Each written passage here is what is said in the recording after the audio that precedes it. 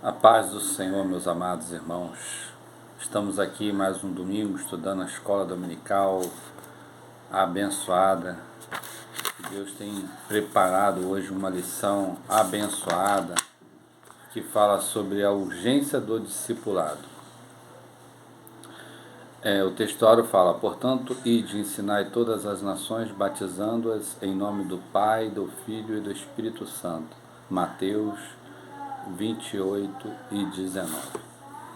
Meus amados irmãos queridos, nós sabemos que o ministério de Jesus Cristo, quando se iniciou-se, ele separou para si 12 discípulos, né, que foram os principais, né, mas tinham muito mais discípulos, né, que o seguiam. Porém, esses 12 são aqueles que estavam mais próximos, né, e foram aqueles que viraram os líderes, os apóstolos da igreja primitiva, né. Então, assim iniciou-se o ministério de Cristo. E quando Jesus estava já para terminar seu ministério terreno, ele comissionou os seus discípulos dizendo: ide, portanto, ide, ensinai todas as nações, batizando-as em nome do Pai, do Filho e do Espírito Santo. Então ele delegou essa tarefa a cada um de nós. E começou, né, pelos seus apóstolos e os discípulos que o seguiam naquela época, pela igreja primitiva, e foi se estendendo até hoje, há mais de 2000 anos atrás, né? Há mais de 2000 anos já se passaram, e nós continuamos nessa tarefa de discipulado. O que é o discipulado? O discipulado, amados, são aqueles que se convertem, né, no reino de Deus, são batizados e eles são ensinados na palavra de Deus. O evangelho do reino, ele passa a ser um integrante desse reino, então ele tem que sofrer esse discipulado para que ele venha a conhecer todos os mistérios do reino, né? Qual a tarefa que ele deverá fazer e desempenhar nesse reino, e a mudança também de caráter virá através desse discipulado. Então, no textual aqui em Mateus 28, 16 e 20, que é o textual de hoje, e Atos 2, 42 e 47, a revista destaca esse texto, né? Os irmãos podem estar lendo aí nas suas residências. E a introdução da revista diz assim: os discípulos acompanham a pregação do Evangelho desde o princípio e é de fundamental importância como base inicial na formação cristã do novo convertido. A forma que a igreja local o desenvolverá somará na formação do caráter cristão para o bem ou para o mal. Ou seja,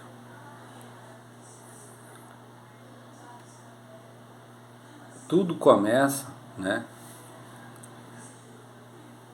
quando o crente ainda é novo. Então, se ele aprende a fazer o certo, ele fará aquilo que é certo. Mas se ele aprender errado, como que ele poderá fazer certo? Então, é de suma importância que o discipulado ele venha aprender um embasamento na palavra de Deus, né? Que ele venha aprender não de mestres que são homens que saíram da palavra de Deus, mas de homens que têm autoridade na palavra, que tenha sabedoria nessa palavra, que tenha a unção do Espírito, né? O que é o discipulado? O termo discipulado vem de discípulo, que significa aprendiz, aluno, seguidor. Isto vale no âmbito secular e religioso. Qualquer sentido nesse termo se aplica ao cristão. O discípulo. O termo se aplica com frequência nos evangelhos aos seguidores de Jesus. Disse, segue os discípulos.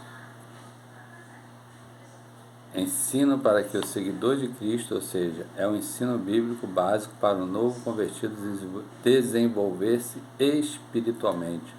Trata-se das instruções que abrangem vários aspectos da vida na área espiritual, emocional e social. O ministério do ensino ocupa espaço relevante no cristianismo. Aparece na lista dos dons da graça de Deus. Se é ensinar, haja dedicação ao ensino. A grande comissão. Mateus 28, 18 e 20. É o nome que se dá à comissão que o Senhor Jesus designou para a evangelização das nações. O verbo ensinar, em ensinai todas as nações. Mateus 28, 19, parte A. Ou façam discípulos de todas as nações. É o matetel, faz discípulos discipular. O discipulado não é opção, é um mandamento divino. A edificação e crescimento espiritual de cada cristão, além do discipulado, ele também ordenou que esses novos discípulos guardem o que aprenderam, ensinando-os a guardar todas as coisas que eu vos tenho mandado. Ou seja, doutrinas e os pontos doutrinários que Jesus ensinou. O livro de Atos mostra que os apóstolos no cumprimento dessa palavra. Então, meus amados, uma certa vez Jesus disse assim: o semeador saiu a semear, e uma parte da semente caiu nas pedras, outra parte as aves comeram, outra parte cresceu entre os espinhos, mas uma parte cresceu em terra boa. Então, o discípulo verdadeiro é aquele que cresce em terra boa. Que ele crescendo em terra boa, ele vai frutificar, ele vai crescer, vai se tornar uma árvore, vai frutificar no reino. Então, a intenção de quando nós evangelizamos, quando nós saímos a semear a palavra, é que tenhamos fruto dessa evangelização, né? Se você está evangelizando uma pessoa, é necessário que após essa pessoa se converter, né, levantar sua mão ao Senhor Jesus, como é de costume entre nós, essa pessoa ela venha aprender em que cremos, por que cremos, aprender todas as doutrinas bíblicas, né, os ensinamentos que Jesus deixou, para que ela venha crescer a sua maturidade espiritual e ela venha também frutificar. E também ela vem participar, né, dessa comissão que Jesus deixou. A educação cristã. A doutrina dos apóstolos, Atos 2:42, está dentro do corpo doutrinário que Jesus ensinou aos seus discípulos durante o seu ministério terreno e que depois o Espírito Santo encarregou de orientá-los. O currículo de qualquer um dos nossos cursos teológicos consta de diversas disciplinas sobre Deus e Jesus, o Espírito Santo e a Trindade, sobre os anjos, o homem, o pecado, sobre a expiação, a salvação, sobre a morte, a ressurreição dos mortos, sobre a sua vinda e a igreja. Jesus falou e ensinou sobre tudo isso e muito mais. Com a teologia prática e ética, aquilo que o cristão deve praticar no seu dia a dia, o ensino nesse contexto pode se referir também ao curso de teologia. Então, meus amados, é muito importante que uma pessoa, quando se converte, ela venha a ser introduzida nos cultos de ensino da igreja e nas escolas bíblicas dominicais e também nos cursos teológicos disponíveis nas igrejas. Porque assim a pessoa terá um amadurecimento melhor, um crescimento melhor, amadurecimento melhor. Por quê?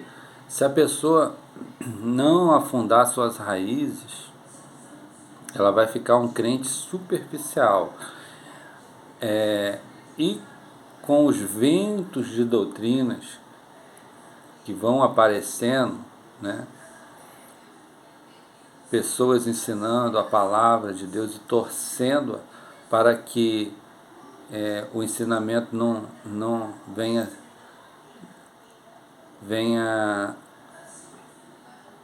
ser ensinado da maneira que aquele líder quer e não aquilo que a palavra está revelando, a pessoa acaba se perdendo, entendeu? Ela assiste um programa de TV ou uma pregação no YouTube ou então no Facebook, porque hoje com a tecnologia a pessoa tem esses recursos, né? Então a pessoa ouve vários tipos de pregação, ela ouve vários tipos de doutrina e tem hora que ela já não sabe mais o que ela está crendo. Mas se você está arraigado na palavra, se você está alicerçado na palavra, se você tem lido, tem buscado, tem feito a escola bíblica dominical, tem ido nos cultos doutrinários, você tem ido nos cursos de doutrina, nos cursos teológicos, você vai ser um crente alicerçado, né? Não adianta só você buscar na oração, não adianta você só buscar na graça, mas você também tem que crescer no conhecimento da palavra.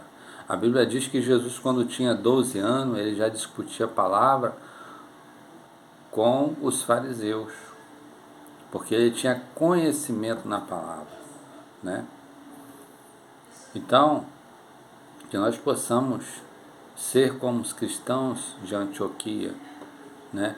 Que quando eles vinha alguém ensinar-lhes a palavra, eles abriam as escrituras sagradas e conferiam para ver se de fato aquilo que estava sendo ensinado e dito estava de fato nas escrituras. Amém, amados? Então, graças a Deus, a nossa igreja ADVIP, nós temos disponíveis hoje a escola dominical, nós temos disponível também curso teológico a pastora Graça, ali no seminário, abençoado. É muito fácil de você poder participar, meu amado irmão.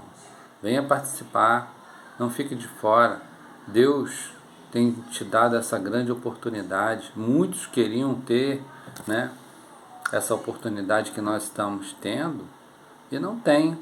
Nós temos aí, ó, nossa missionária pastora Graça,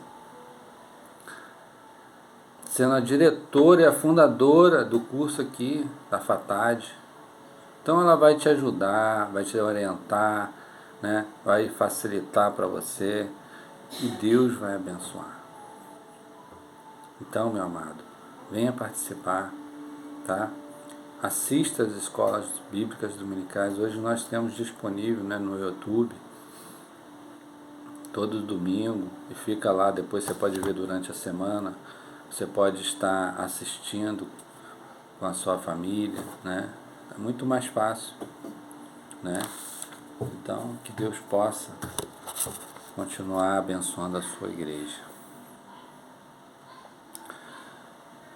O tripé do discipulado, palavra, comunhão e serviço. Essa trilogia, palavra, comunhão e serviço, era a marca da igreja de Jerusalém logo após o Pentecostes. Isso influenciou a maioria das igrejas de todos os lugares, em todas as épocas e continua valendo atualmente. Então, existia um tripé, né, do discipulado, que era a palavra, a comunhão e o serviço no reino. A palavra. A autoridade das Escrituras é singular e única, pois a sua fonte é o próprio Deus. Elas foram faladas primeiramente pelos profetas antigos Testamento e depois pelos apóstolos no Novo Testamento. Os primeiros discípulos perseveravam na doutrina dos apóstolos. Isso quer dizer que eles continuavam no aprendizado sob o comando dos apóstolos.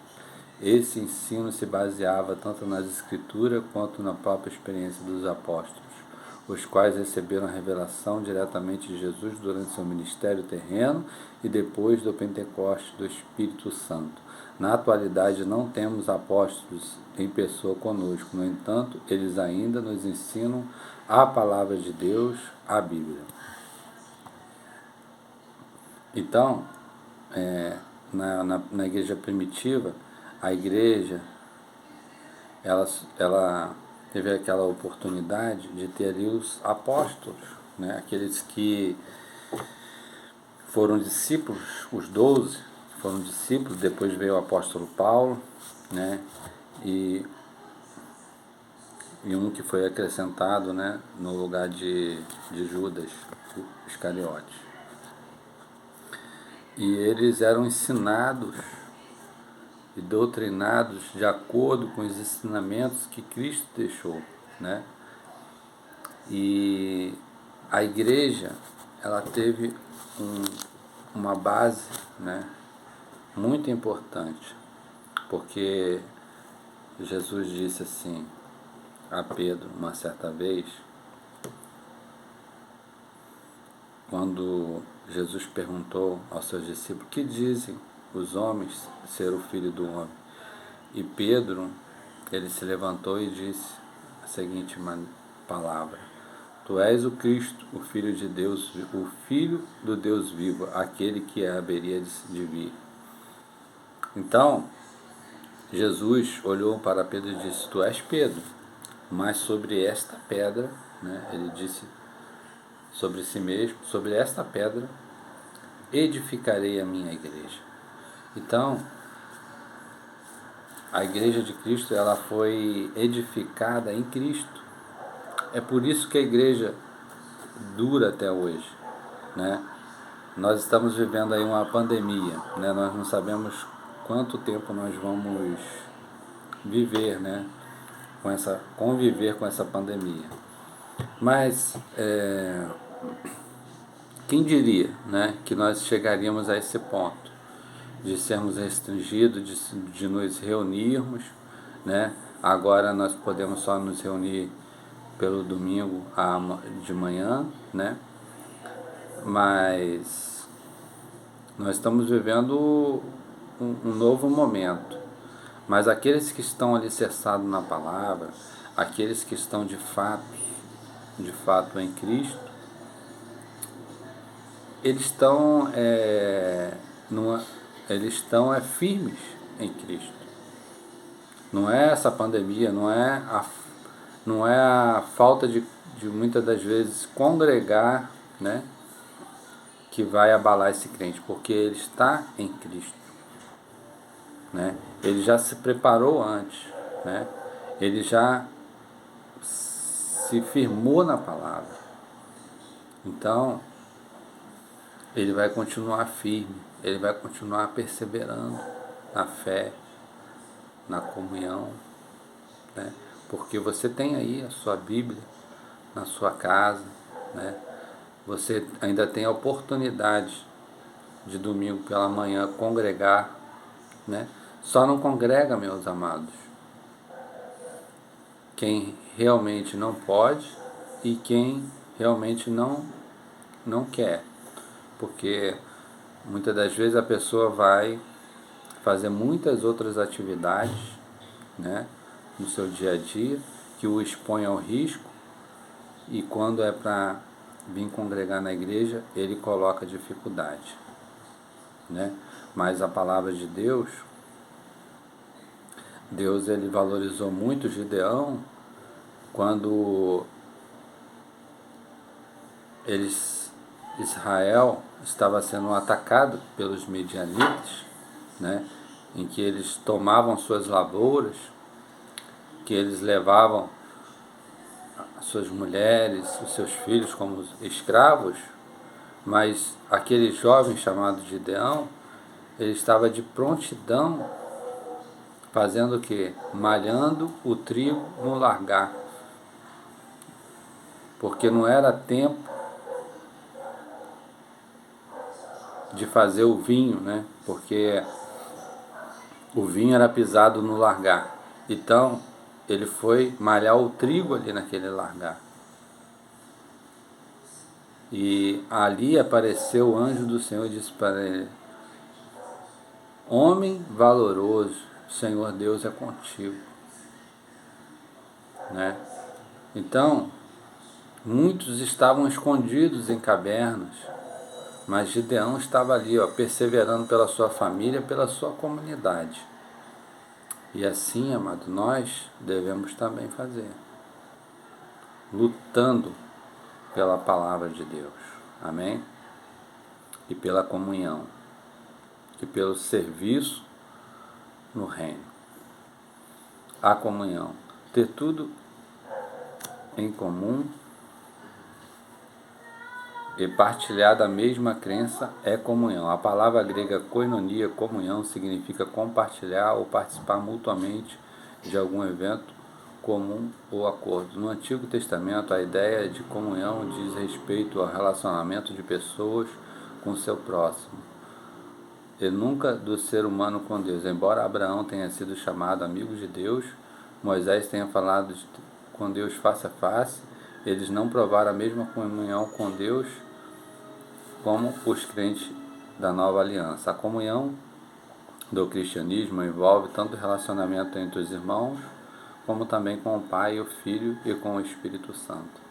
Então, a comunhão em que a igreja tem a oportunidade de viver hoje é uma comunhão porque tão profunda que Jesus disse: Senhor, eu oro para que eles tenham a mesma comunhão que eu tenho contigo, que sejamos um só. Você imagina a oportunidade que Jesus nos deu? Você imagine não é só a oportunidade que eu quero dizer, mas eu quero dizer algo muito mais além. Me foge a palavra agora, mas Jesus, ele nos deu algo muito maior, porque ele nos colocou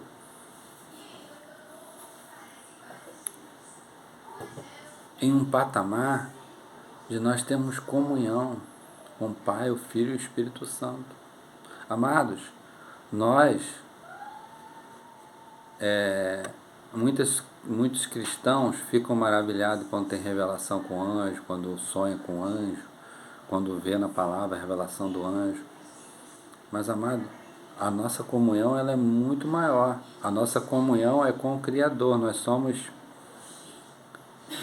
sopro do Criador. Quando Deus criou o homem, né, do pó da terra, Ele soprou nas suas narinas fôlego de vida. Então, esse sopro que tem em nós, ele vem do Pai. E o Pai tem prazer em estar em nós. E nós devemos ter prazer em estar no Pai, no Filho e no Espírito Santo. O Espírito Santo, ele tem prazer em ter comunhão conosco. O Espírito Santo, ele se alegra quando nós temos comunhão com ele, né? E se nós temos comunhão com Deus, nós temos prazer em obedecê-lo, em servi-lo, em fazer parte do seu reino.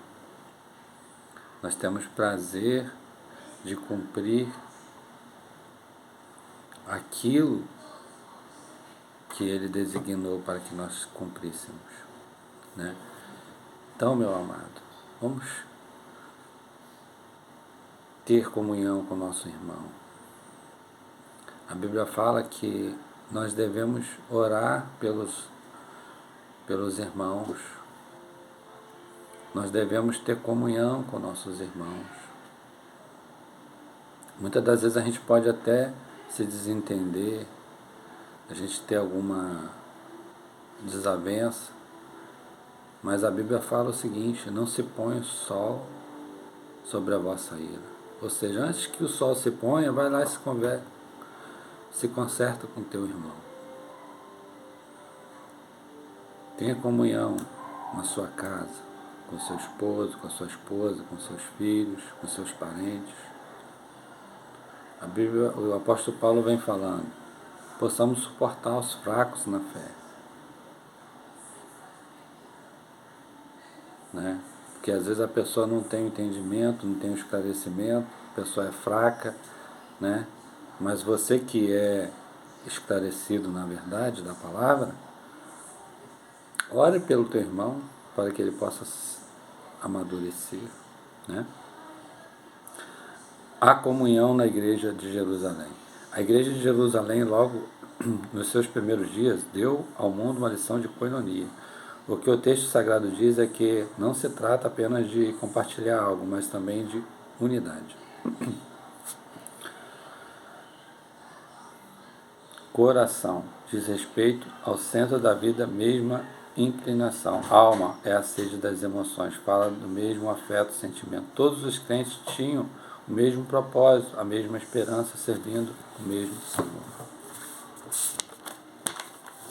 Estamos terminando já, amados. Essa lição espera só mais um pouquinho.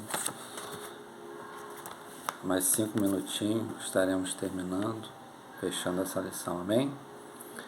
Na primitiva igreja de Jerusalém, o serviço cristão está representado sumariamente na perseverança, no ensino dos apóstolos, na comunhão, no partir do pão e nas orações.